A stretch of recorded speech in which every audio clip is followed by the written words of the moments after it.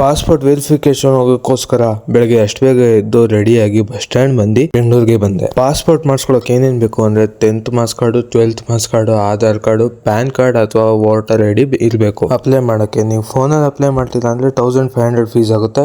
Cyber ಅಲ್ಲಿ apply ಮಾಡ್ತೀರಾ ಅಂದ್ರೆ 2000 ಆಗುತ್ತೆ.